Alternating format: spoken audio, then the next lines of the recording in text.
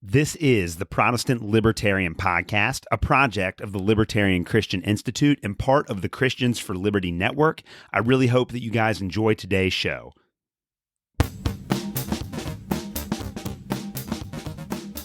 All right, guys, welcome to another episode of the Protestant Libertarian Podcast. My guest today is Jason Fry. Jason is a native Texan, a retired minister, and has worked in behavioral health. He is the author of several books, including the brand new National Divorce, A Plan for Peace, in which he makes the case that peaceful secession is the only way to solve the problems facing our country today.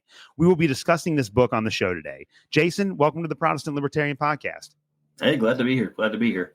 I'm really excited to talk to you. As we're recording this, it is exactly 2 weeks before the election, but this episode is going to come out on Election Day. And I know that there are a lot of good paleo-conservatives and libertarians and anarchists who want to see the country completely broken up into pieces. So I couldn't think of a better episode to release on Election Day than this one. Before we start talking about the book, though, just tell us a little bit about yourself, your background, and your work.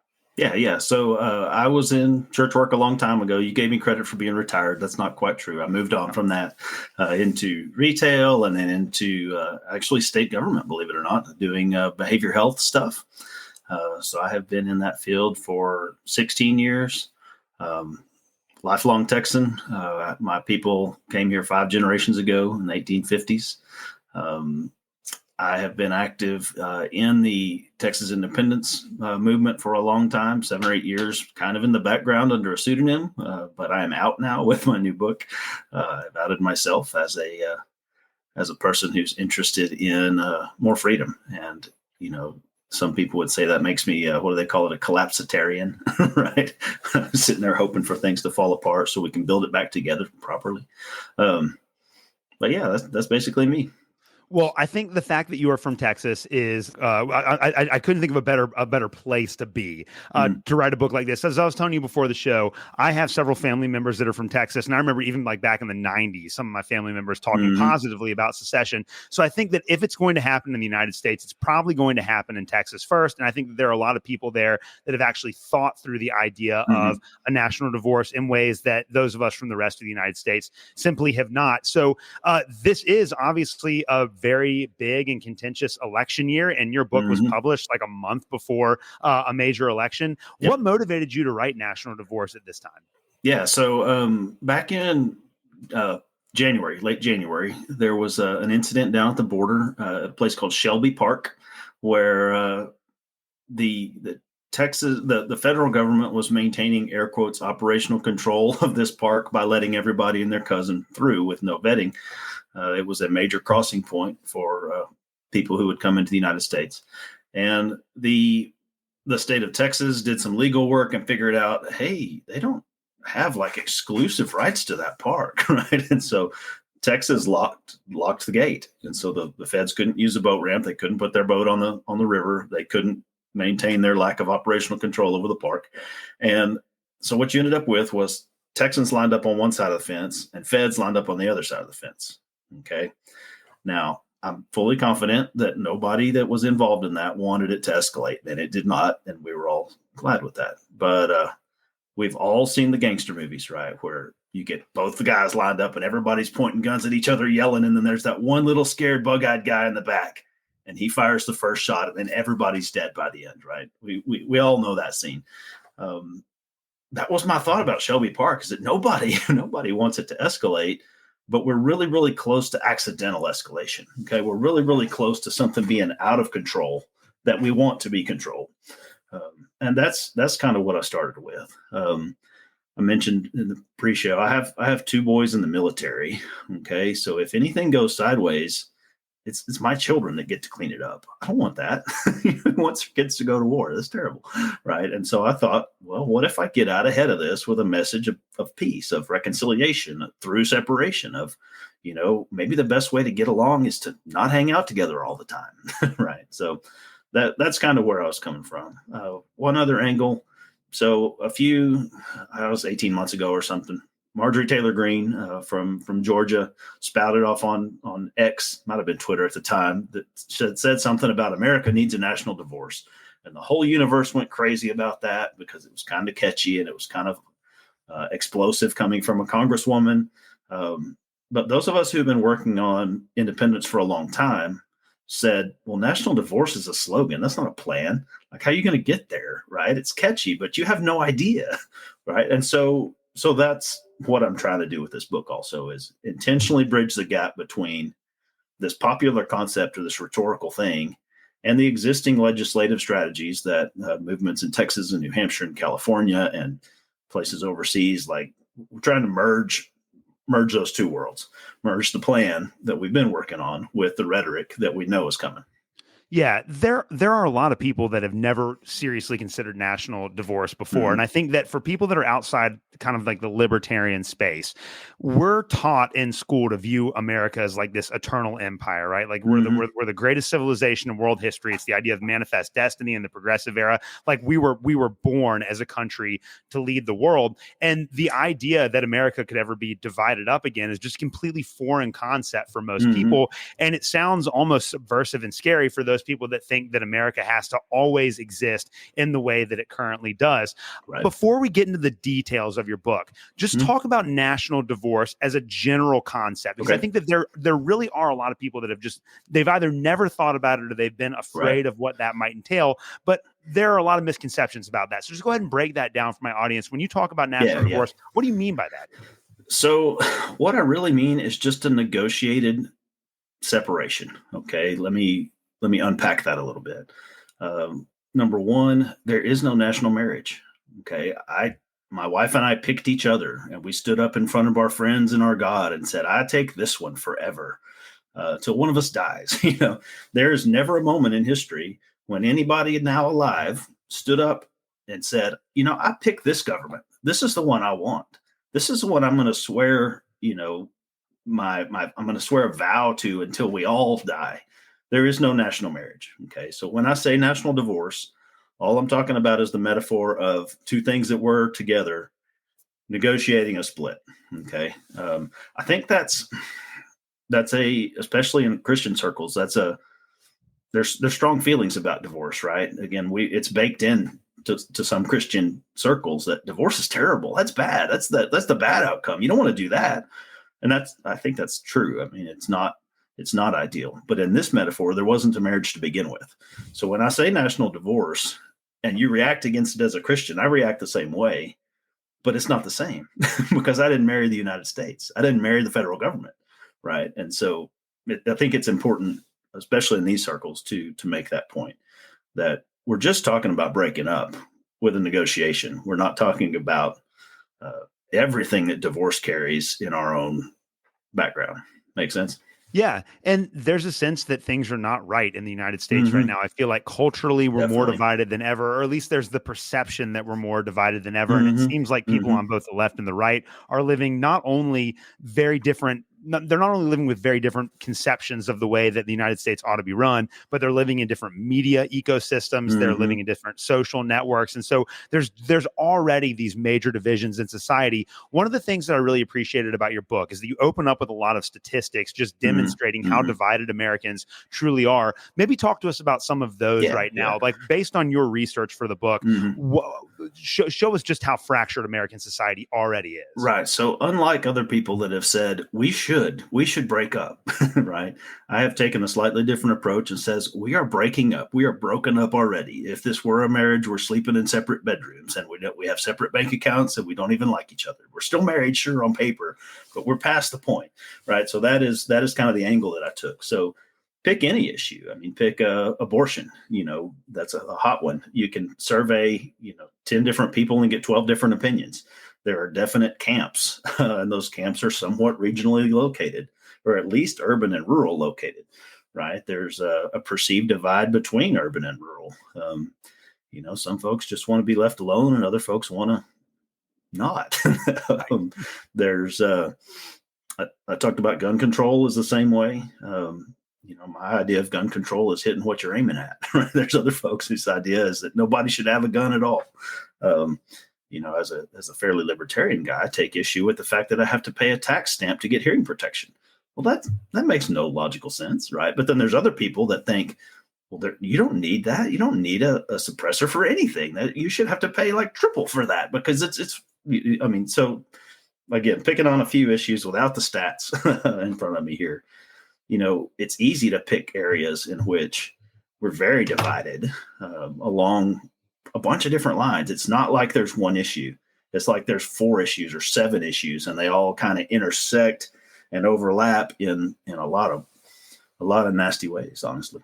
Yeah, no, it makes a lot of sense. And again, the idea is that if there's so many divisions in American society, we want to be able to just leave people and do it peacefully. And in fact, that's the subtitle of your book. It's a plan for peace. Absolutely. And I think that for those people that I've had conversations with about national divorce, there's just this assumption that it's only ever going to come through warfare and violence. But you make the case in your book, and we're going to talk about it in a minute, that it doesn't have to be that way. Right. Before we get into the technical details, I do want to ask you about that. Why is the concept of peaceful secession so important? Well, again, because nobody but, what do they say, bankers in the military industrial complex, nobody gains anything from war, right? And that's why I like the divorce metaphor, honestly, because there are some nasty, nasty divorces in the world. Okay, we all understand that. And yet, usually they don't kill each other, right? Usually they don't punch each other in the face. Even when it's terrible, it doesn't escalate to violence. That's part of why I like this metaphor, because there's no reason that it must. There's no reason that it has to. And again, with skin in the game, with my own kids, on the cleanup crew, if it goes sideways, I don't want it. We don't need that.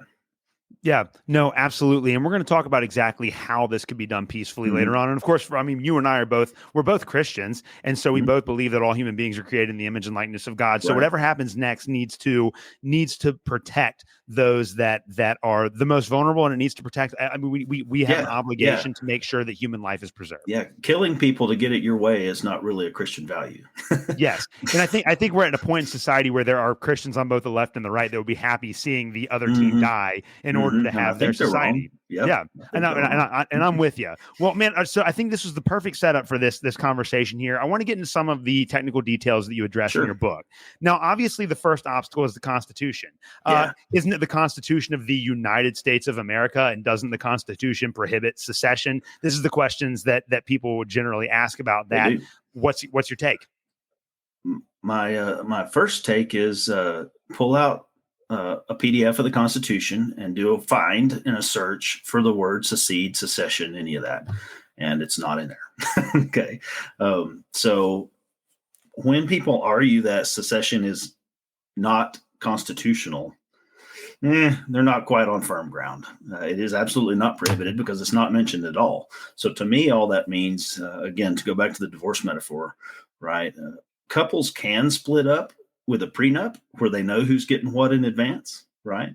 Or they can split up without one where they have to figure it out at the table.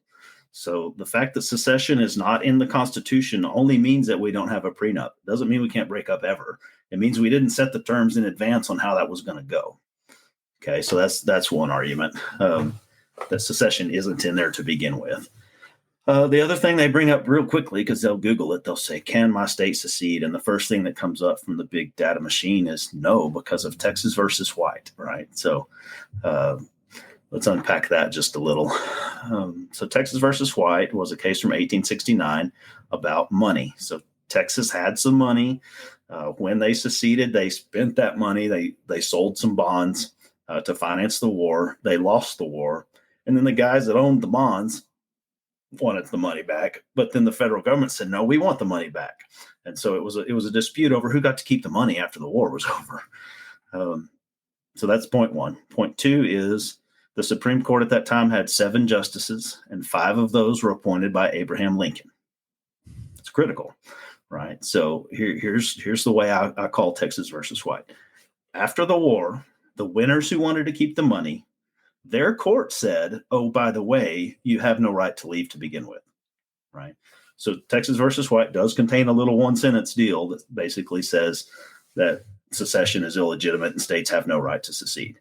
What would the winners say after a major war if they wanted to keep the money? There is no cultural, political, possible way that the court could have said anything positive about secession at that point. We just killed 1/3 of our male population, right? So they can't legitimize it 3 years later, 5 years later, right? So there's that. The winners said we couldn't leave. That's all the Supreme Court says about that. Yeah.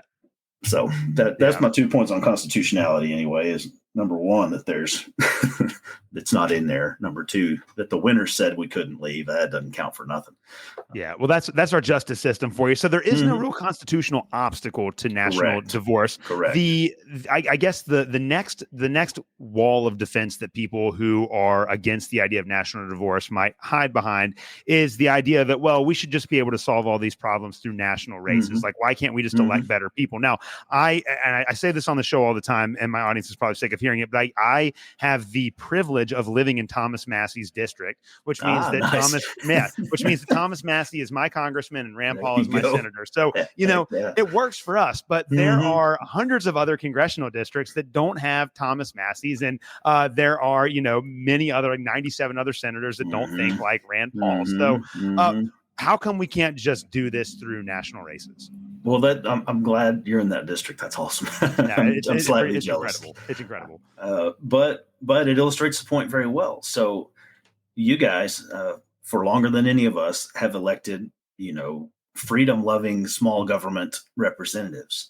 How long has Rand Paul been in the federal government? I want to say about 12 years. Yeah. I think. So we've got Ted Cruz that was elected in 2013 as part of the Tea Party wave, right? We have a guy that claims to be for a lot of the smallness that we are for.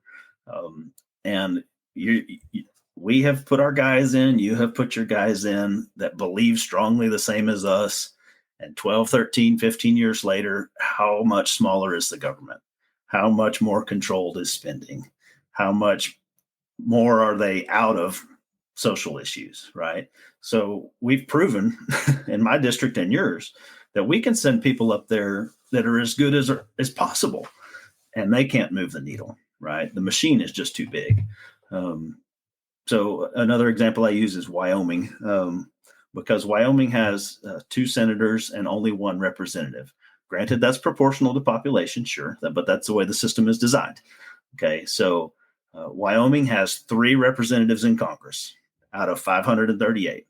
So if Wyoming elected the most Wyomingist guy or girl that they could find 3 times in a row, and they sent the 3 best Wyoming representatives that they ever could find, those guys don't run for office, but if they could, right, they would represent 3 out of 538 of 1/3 of the power structure, right? So we have let or empowered or enabled, or it just is. The system is too big for any 1 or 2 or dozen or 50 representatives to influence the whole thing, right? So even if we could get, let's say we elected 100 liberty-loving representatives and senators, they would pass laws that then the executive branch would, the word you just want to use is bastardize, honestly.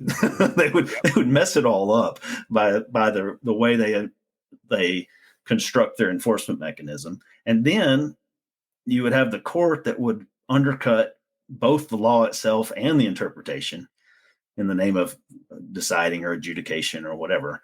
All that to say, I can't see a way. I can't see a way where electing the right people gets us anywhere but where we are.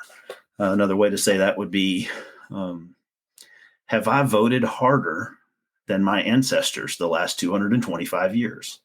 Right? We have been voting the right people in forever, since day 2, right? Maybe day 1 we didn't, but day 2, like as soon as we had a constitution, we're like, I'm sending my best guy. And everybody thought that. And that strategy has gotten us to exactly this point right here, right? Yeah. So, the easy way out leads back in, or definition of insanity from Einstein. You do it over and over again and expect something different, right? That's where we are. We have proven that voting hard and sending good people won't move the needle. That's why I'm not scared to propose something different than that.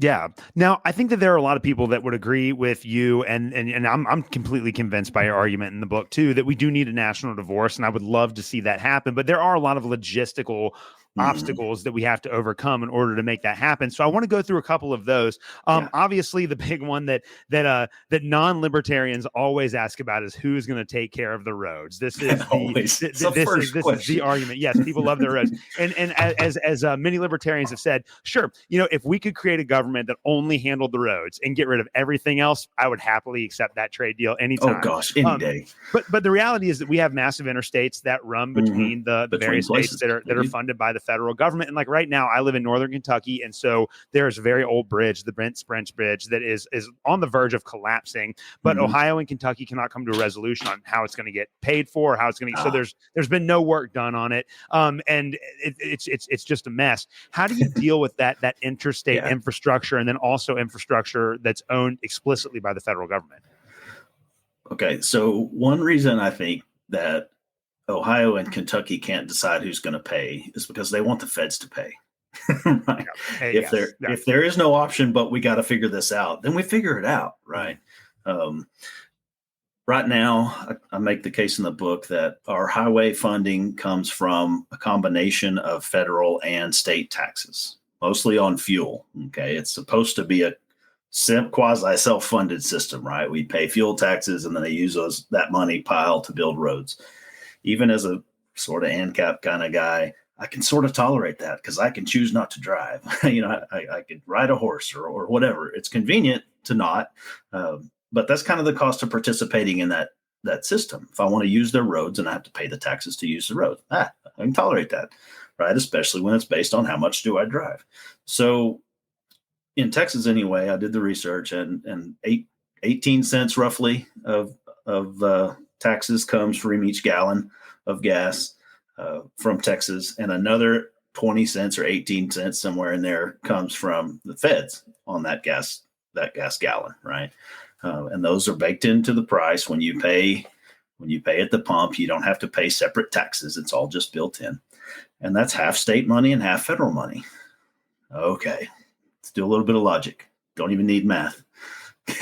If a state were to keep the tax rate the same and absorb the state plus federal rate, do your taxes go up? Your state taxes go up, but your federal taxes don't exist, and you pay the exact same amount of money, right? That's key to understanding the whole thing, is that yes, you will have to increase state taxes. But if you don't increase them beyond the current state plus federal rate, your actual outlay is the same. And, we joked about, say, if I could have a government that just did roads and property rights, that would be 99% smaller than our current apparatus, right? We don't need most of the stuff that the government does for us with the money that they take tax from us, right? So again, fundamental to the understanding of federal money is that they don't spend it well anyway. They spend more than they take. They spend it on stupid stuff that most of us would say we don't want, right? That maybe doesn't benefit everybody, or that maybe is at least questionable, right? Right. And so without all those federal dollars, maybe we could do without some of that. That would be a feature, not a bug, right? That would be why we're leaving. So, I mean, that's kind of my broad take on a lot of those issues. As it was our money to begin with, we're loaning it out to them, and they're giving some of it back. But if we just kept it all and didn't buy bubblegum and Cracker Jacks and blow up things on the other side of the world all the time, that we could actually come out keeping more of our own money and still maintaining similar services. Yeah, that makes a lot of sense. Well, and I feel like I want to ask you about entitlements. I feel like with social programs like Medicaid and Medicare, food stamps and things like that, obviously the same principles that you just outlined with regards to infrastructure will be at play there. If a state decided that it wanted to have those social programs, it could very easily transition people to that. The big one, and this is where a lot of supposedly libertarian-loving boomers become communists real fast, is Social Security, right? Because they've been paying into the system theoretically for their entire lives, and they feel like they're entitled to that, and to a certain extent they are. Like, we realize that their wages have been garnished by the government to contribute to the system. Sure. So the entitlement programs, all of that stuff makes sense. How will we deal with Social Security? Okay, so point number one is it's negotiable, right? I have a pretty good theory and a pretty decent understanding of the options, but it'll come down to that will be a major issue on the table. Now, let me add some more to that. So, if I retire in Texas and start receiving Social Security from the federal government, and then I move to Argentina because Javier Milei is also or something, if I move somewhere else, I am still entitled to those Social Security benefits as a U.S. citizen living somewhere else. Okay, that's an established procedure. So what difference is it if I paid into a system and then I stay in Texas, but Texas then becomes not part of the United States? We already have a system for dealing with people that have paid into Social Security but don't live in the United States anymore, right? It already exists. You're entitled to that benefit. Another way to look at it would be kind of totalization agreements is what it's called. So the idea that you can combine your service, right? So if you work in state government and then you go work for the county and then you go, you did all that after the military, there's sometimes some ways in which those different systems can give you partial credit for the pieces that you worked at other places, right? So your retirement final number might be based off of a combination of your years of service from all of those places. Again, I bring that up only because we conceptually understand what it's like to merge different systems and come out with one outcome. That is the answer for Social Security as far as I'm concerned. So make up some numbers. Say I got to pay in for 50 years, but I've only paid in for 36 and Texas secedes. Okay, so maybe then I'm entitled to 36/50ths of my benefit. And then I add on to that whatever the Texas system comes up with, right? So that's my two answers. One, there's already a plan for that. Two, there are ways to proportionally deal with it. And the third one, that's also my favorite of all of the arguments about Social Security, is that you're right. It is largely the retirement age boomers that will bring that up because they have a decent chance of getting paid.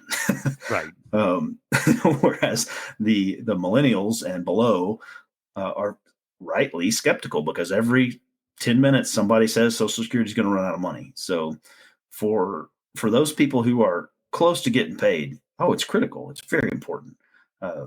But there are plans and ways to logically approach that. For the rest of us, what are the odds anyway, right? Right. We already believe it's going to fail. So why would I not do this thing? Because I think the thing that's going to fail is going to be relevant. I mean, you see what I'm saying? I'm using too many pronouns there. Right. Too many things, but you get it. I mean, I'm kind of convinced that it might not even be there by the time I am ready to retire. So what difference does it make if I leave? Because it's not going to work anyway. Yeah, that's what I feel the same way about that as well. And again, being a public school teacher, we have a pension system in Kentucky that's chronically underfunded. I mean, It's been in the red for years and billions of dollars. It's in really bad shape. And I keep on trying to explain to my coworkers that there's really only two outcomes. Either it's going to go insolvent at some point and they're not going to be able to pay, or they're going to have to raise taxes so high that their pension benefits aren't going to be able to cover the cost of living in the state of Kentucky anymore. So like there's no logical end to that. So I think that your approach there is perfect. When it comes to the military and defense, this is another major issue that people have. How could a seceding state, let's say Texas does secede from the nation, how would a state like Texas handle military and defense related issues? Again, so many different angles here. I've got 50,000 words on this. Let me see if I can narrow it down. Number one would be nobody says that Luxembourg can't exist because they're tiny. Okay. So point number one is there are plenty of countries worldwide that don't have giant militaries. They don't even have giant populations or giant land masses. Okay. And nobody says they have no right to exist. So if Rhode Island, our tiniest state, says, guys, we're out, and they leave, is there an obligation that they have a giant military? No, worldwide, there's no such thing, right? Any leaving state would have the privilege, the right to decide what kind of military it wanted or needed. Number next would be the worldwide average is about 2.2% of GDP spent on defense. The United States is about 3.7, if I remember right. So we spend almost twice as much as anybody else in the whole world on defense. So does that mean that any state that leaves is required to spend twice as much as all the rest of the countries in the world? No, like every single state that left could drop even to just the international average and cut defense spending by half. Okay, so that's another angle. Another way to look at it is proximity. So in North America, there hasn't been in quite some time much war between Canada and Mexico and the United States, right? It's been a few hundred years almost since we fought wars between those. Canada and us have actually never quite fought a war. There was a War of 1812. It got a little sketchy, right? But there's never been like a Canadian USA war. There has been a Mexican American war, but that was 1848. Okay, so it's been a minute. And those countries next door don't have nuclear capability. Okay, why not? Because we do. We got plenty, right, to defend our neighbors. And if some power from the other side of the world decided to invade Mexico, our big brother, the United States, would object. And Mexico is like, bro, come help. And we would have the resources to do that. So does Texas or Rhode Island or New Hampshire or South Dakota need 150% capable military? No, because we have giant neighbors, right? Anybody in the short term who would try to invade a freshly minted country would be doing that in direct defiance to our ex-girlfriend, right? Like, we just broke up like yesterday, and now you're going to try to. No, I mean, everybody gets mad in that scenario, right? We get it from a relationship standpoint. There's no way that the United States, even if we broke up on terrible terms, would tolerate that kind of an arrangement. Next, the United States has always been rather insulated by a couple of oceans, right? And Mexico and Canada. And so for a world power from the other side of the world, they're still going to have to do all kinds of ridiculous logistics to take us on. So the idea that, somehow China is going to invade Texas next Tuesday if we secede on Monday, it's just as impractical as if they were to invade Texas right now, because it's still on the other side of the world, right? So there's no real incentive for major world powers to come to our continent to begin with. So all those things, I think, kind of answer the question. Another angle I like is, as a libertarian, I've argued that the best thing we could do with our military is bring home all the guys and line them up around the edge with the guns pointed out, right? Yeah. That may not be the most responsible. I don't know. That's not my area of expertise. But I can tell you that defense is a minimal function of our current military. And so to provide defense as a minimal portion of the former United States, it's not much of a stretch, right? Right. How much does it take to keep bad stuff from happening in my little zone? It doesn't take what we have in the United States. It takes 10% of that. So that's my answer for military.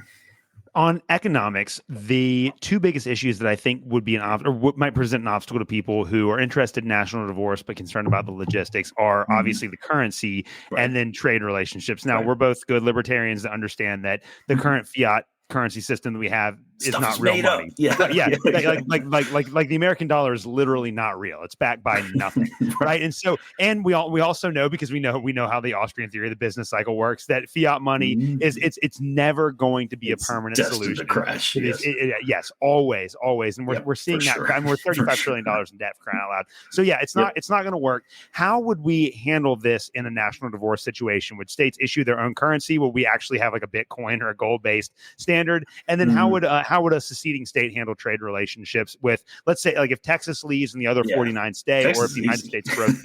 How would we handle trade and currency? Right. So a couple of ways.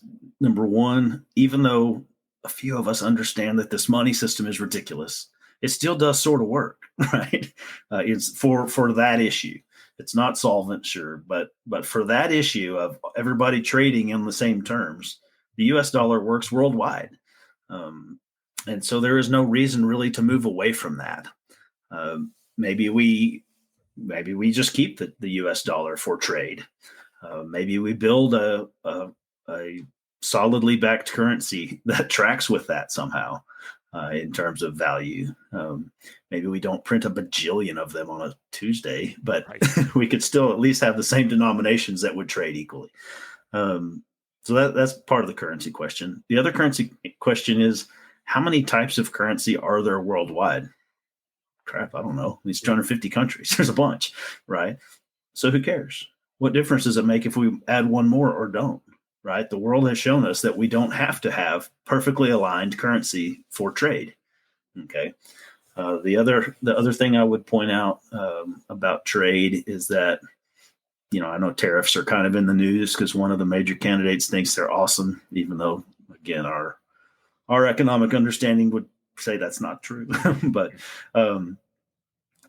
really, if I have something that you need and you have something that I need, that's trade, right? So whatever the terms are, if we're trading chickens for dogs, who cares, right? If we have stuff the other one needs, we can trade it, right? So that's my assessment. So Texas, to our advantage, has huge reserves of oil and gas. I don't know what Rhode Island has. They don't have much. So they will have to not trade natural resources. They will have to trade intellectual property or financial services, or, they will have to specialize in something that they can provide, because there's this crazy idea called the free market, right? That's the answer. That's the answer to trade, is that as long as I can make something that you can't make, and as long as you can make something that I can't make, it works. We figure it out because I need your stuff and you need my stuff. You only really get into protectionism when you're trying to trade with people too far away, right? I can make a deal with my neighbor a lot easier than I can make a deal with somebody from the other side of the world. So again, breaking it down into smaller groups so that I'm closer to the people I'm dealing with. Specialization, again, it's an American, I don't know if I want to say myth, but I will. It's an American myth that we should be self-sufficient, right? That we should have everything we need built inside of our borders. That's not rational or practical. I mean, it's an ideal, but it doesn't work. Trade is everywhere. Luxembourg, Monaco, Cayman Islands are not self-sufficient, and they exist, right? Nobody says they can't. Cayman Islands get away with it by, number one, being having nice weather, but also by specializing in financial services, right? They have no resources besides weather. And so they've specialized in finance, and that is how they keep their country afloat. And that's what they trade for, right? Saudi Arabia, they're a fairly rich country because they have tons of oil and nothing else. It's a freaking desert. They have sand and oil and rocks and camels and rocks and oil is all of it, right? And nobody says they can't exist. They figure out ways. So that's my answer to what about economics? So what does North Dakota have that nobody else has? I don't know. I'm not from North Dakota, right? But they'd have to figure it out. They have to figure out what can I produce that I can then trade for the things that I need. And that would be the same as every other country in the world. Just the fact that we used to be part of this giant union really has nothing to do with it. Yeah. Yeah, I got a couple philosophical questions for you about this. You talk about the philosophical benefits of secession, and this is one lesson that I feel like as a Christian growing up, I just kind of intuitively learned before I understood anything about libertarian philosophy. If you look at the prophets and you look at the book of Revelation and you look at Jesus's teaching on the kingdom of God, I think it's pretty obvious that human governments are always corrupt, and that the bigger and more powerful those governments are, the more of a possibility there is, for them to do real damage to people. And it seems like the kingdom of God is opposed to the kingdoms of man. I don't think that a lot of American Christians have learned that lesson. And there are a lot of people, especially on the Christian left in the United States, that would love to see something that approximates a one world government without having realized the potential damage that can cause.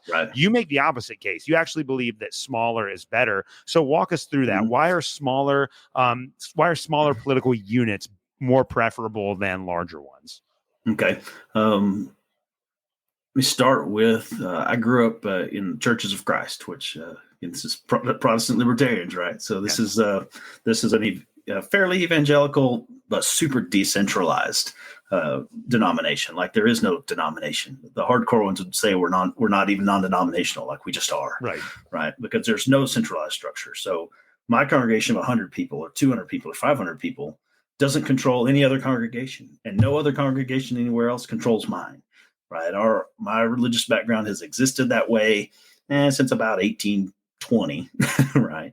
We're marginally successful. We exist. Nobody says we have no right to, right? So for my experience, autonomy and self-rule doesn't preclude some unity. It doesn't preclude some uniformity, but it does solve a lot of problems. So that's one. Another angle would be the idea, kind of going back to Wyoming. So I went and saw Ted Cruz at a rally last Thursday. Okay, I was 18 yards from Ted Cruz. That is as close as I have ever gotten to a senator. And I had zero chance of talking to the man, right? Unless I wanted to ultimately, after the rally, wait in the super long receiving line and get 2 seconds to say hello, sir, and snap a picture. I could not explain libertarian philosophy or national divorce or anything functional to him in the amount of time that I was allotted inside the circle, right? And that was just because he came and I went, right? How hard is it to get to anybody that has any federal authority? Could I call even my congressman? No, I couldn't. I've tried. They won't answer the phone. You get a minion, or you get a minion 3 layers deep, right? And so you never really get to sit down with the people that are supposed to be representing you. Now, let's break that down all the way to the farthest of the other end. So if it was just me and my neighbor, let's just say there's 2 of us, how much influence do I have over the outcome of the government? I have half, right? Yeah. So if I elect a county commissioner, I can call that guy. I can look him in the eye. He might be my cousin. I can shake his hand. I at least know where he came from. Same with a mayor or a city councilman. The closer you get, the smaller you get, the better relationship you have with the people that are supposed to be representing you. That's a piece of the problem with the United States, is that the system is so separated. I've talked about how it's diffused too, where my guy really doesn't control much, but it's also so far away, right? So even if my guy could control much, I can't get to my guy. Right. So that closeness helps. Another angle, you kind of ran past it. Ryan McMakin says that if Mao Zedong had only controlled an apartment complex and Joseph Stalin had only had a county, the history of the world would have been a lot less bloody, right? So it takes truly huge powers to do truly huge, terrible things, right? So me and my even 100,000 homies or 10 million homies, right? My smaller country cannot physically, it's impossible, take on a world power on the other side of the world. I can't kill 100 million people with my 10 million people because I don't get involved, right? So it takes world powers to have world wars. That's a piece of the argument. So, if we break up into smaller units, maybe those small units fight with each other, sure, but it becomes regionalized conflict. We don't end up with massive world level conflicts unless we allow and tolerate massive world level powers. So smaller is better when it comes to preservation of human life by not trying to kill each other in war. Yeah.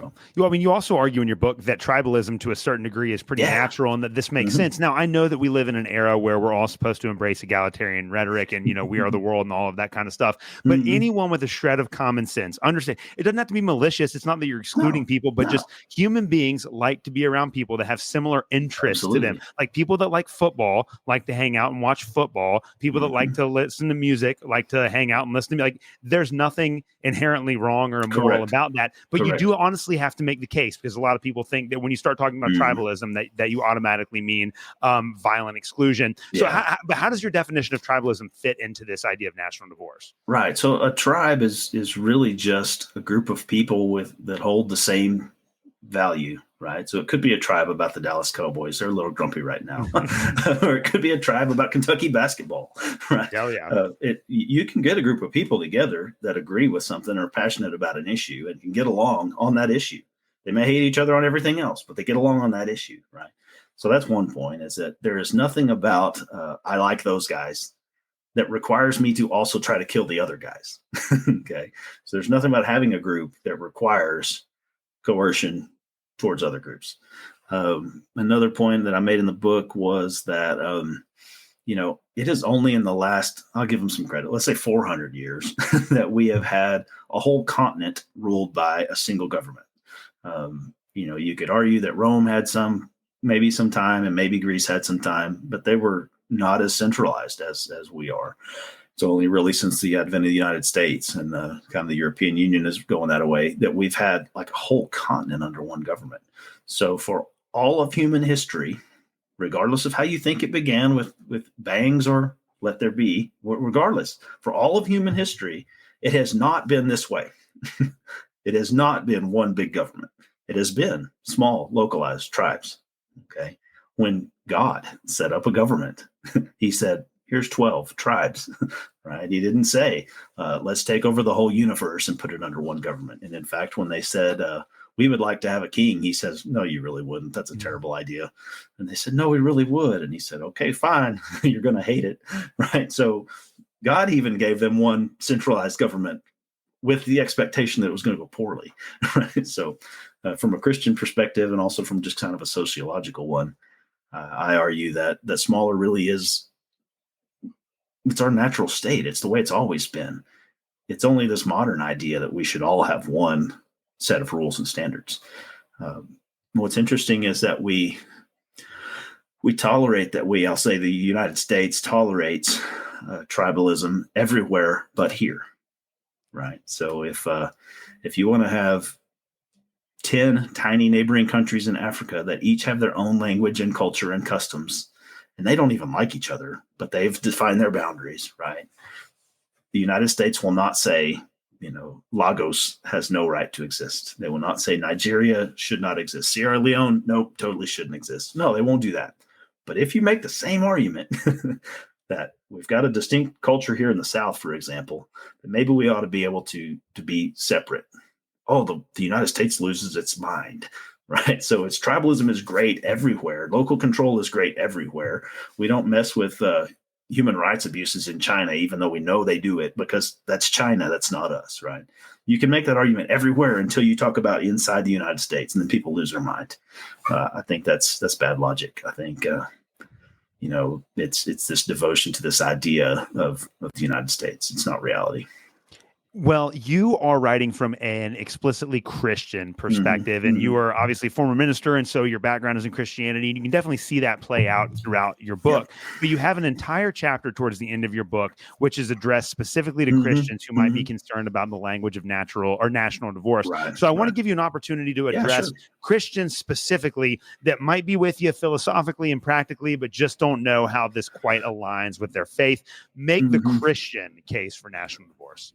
Right. So as a Church of Christ guy, especially, not just a generic Christian, but a kind of a fundamentalist stream by background, it is really important. What does the Bible say about that?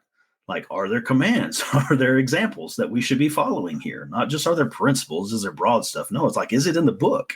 Right. Is one of our key questions of our approach to faith. And so, from my background, that's kind of the same way I approach this question. Can I advocate for this? Like, am I advocating for something unbiblical or evil or wrong? Because I can't do that. That's against my values. So I dug in. A couple of ways to talk about that. Number one would be, I found quite a few examples of separation, right? A good example is Abram and Lot. So they weren't separate countries. They were a single family, however. And they got to a point where they said, we have too many sheep and there's not enough grass. And our guys don't even like each other. We got lots of guys, and our guys are fighting over who gets the grass. So what if we just decide, I'm going that way and you go that way, and you can pick which way, and I'll go the opposite, right? And so they did that. That was the way Abram and Lot separated. There's a lot more to that story. Lot chose a way that ended up poorly for him, but he was going to the greener grass, right? Whatever. But the point of that story is, hey, nephew, family member, it might be better if we split. And everybody agreed to that, right? Nobody killed each other. There wasn't a civil war. It was like, okay, that's just a nice plan for a Tuesday. Another angle would be I mentioned the nation of Israel kind of by history. So they started with tribes, and they got a king, and then they got another king and another king, and those three kings in a row of Saul and David and Solomon were a pretty stable empire. I mean, they did a lot of stuff. They improved their territory. They built Jerusalem up as a capital and built a temple. I mean, they were well functioning.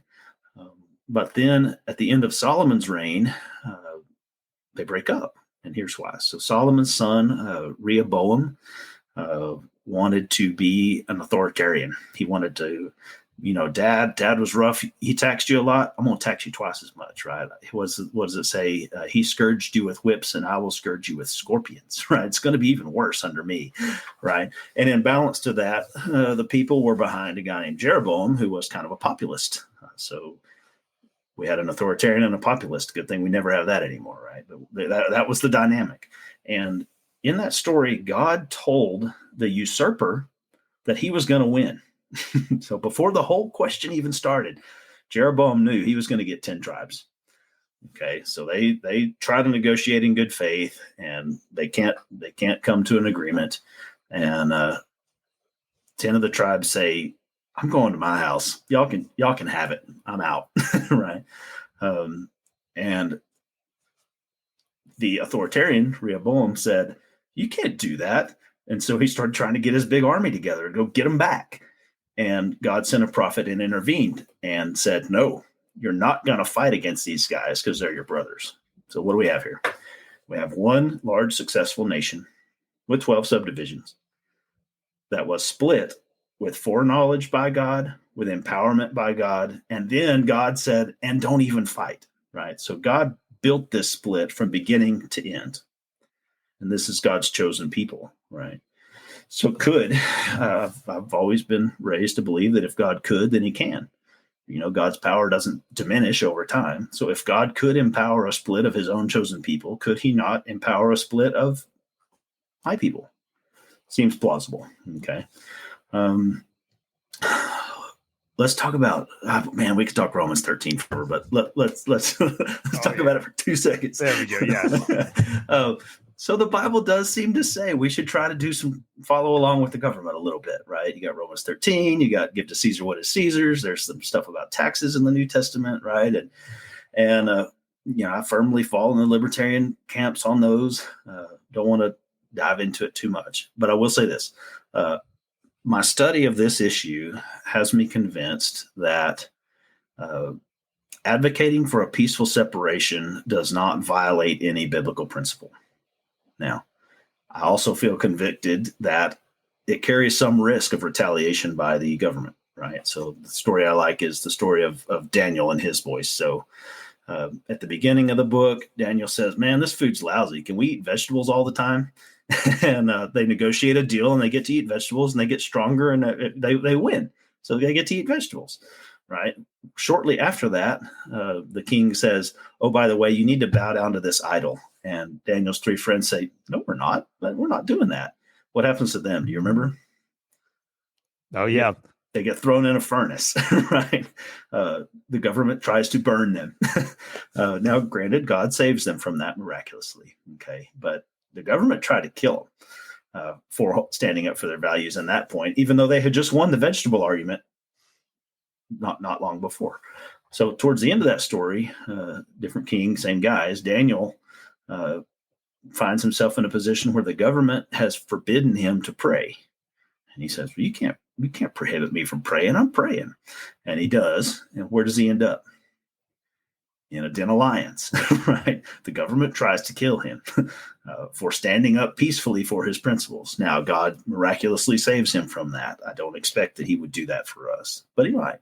My point there of bringing that up matches my interpretation of Romans 13, that even if you're standing up for your principles as a Christian, the government can still do bad stuff to you because they're not Christian. They're not moral most of the time, right? So there is some risk. But it's a risk of bad people doing bad things to you. It's not a risk of I'm going to go to hell because I support secession, right? That's my broad strokes of the biblical witness on this issue.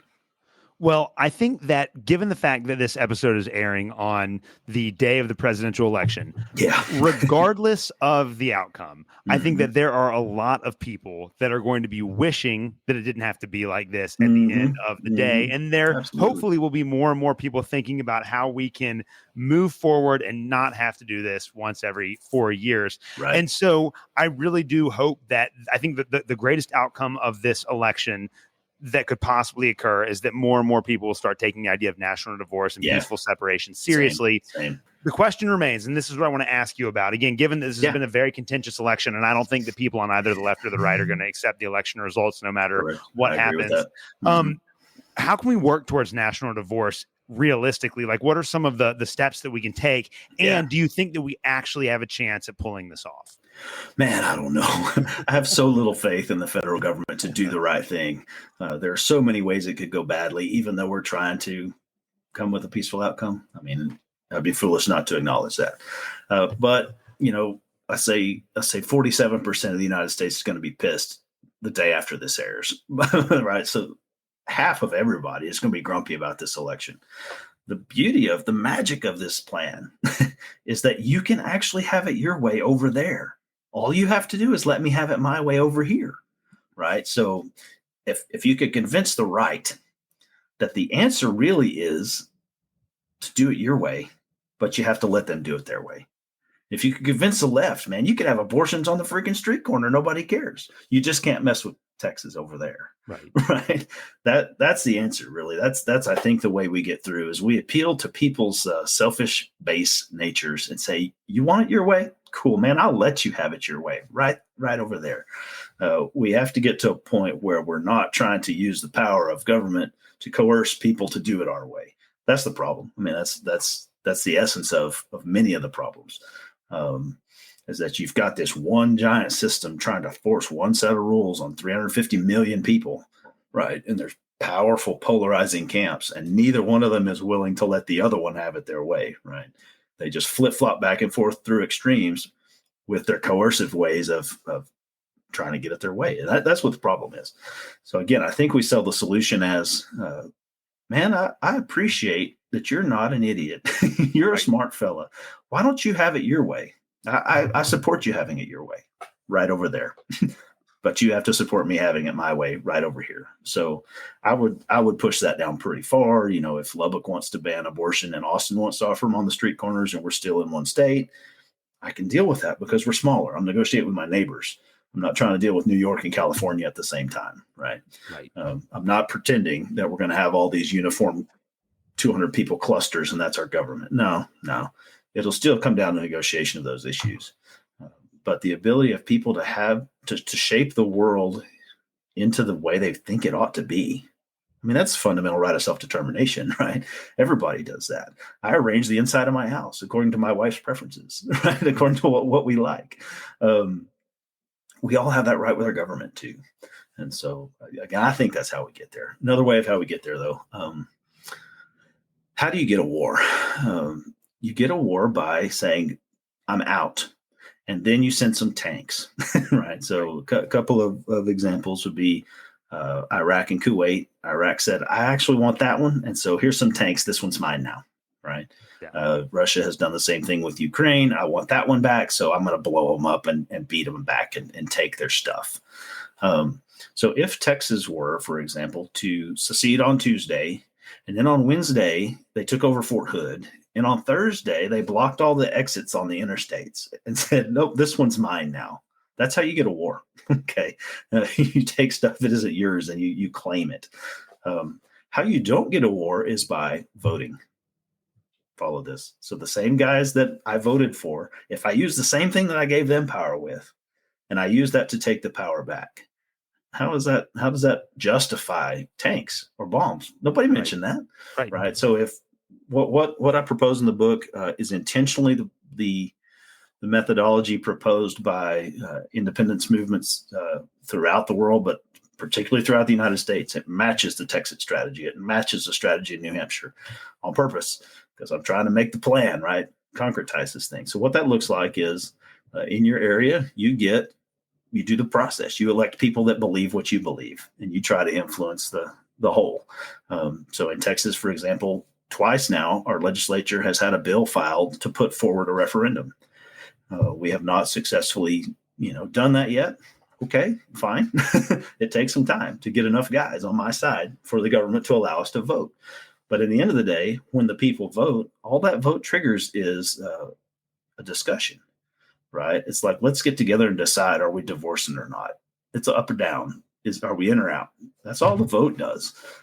There has to be then some discussion of, well, how do we dissolve and how do we unpack and how do we resolve the issues? So kind of like the Brexit process, which interestingly enough was set up as a prenup. There was already an existing process to get out of that one. We don't have that. But the Texas bill proposes a committee that goes upstairs and says, boss, we're out in about 3 years. We're gone. So here's a list of 36 issues that we need to resolve, right? And we just negotiate it out. Nobody will win everything they want. That's how negotiation works. Some of it will get nasty. That's how negotiation works. But in the end of the day, there's this expectation that killing the other guy is still wrong, right?